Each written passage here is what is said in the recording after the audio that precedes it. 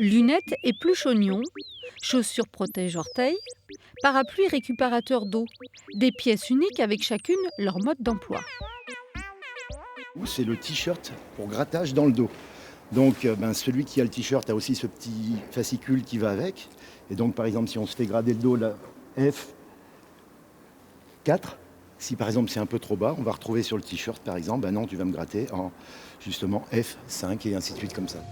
Les shindogu, objets rares et bizarres, sont nés au Japon dans les années 70 avec le développement de la société de consommation et des gadgets en plastique. Ça part d'un ingénieur en aéronautique qui s'appelle Kenji Kawakami, donc qui est des japonais, et qui en a eu un petit peu marre justement du gaspillage. Et il a fait justement des objets pour se foutre un petit peu de la société en fin de compte, pour donner un pied de nez à la société.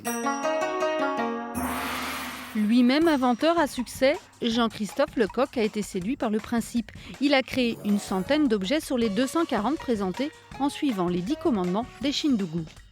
Il faut partir d'un objet du quotidien. Il ne faut pas que ça soit très compliqué dans les commandements.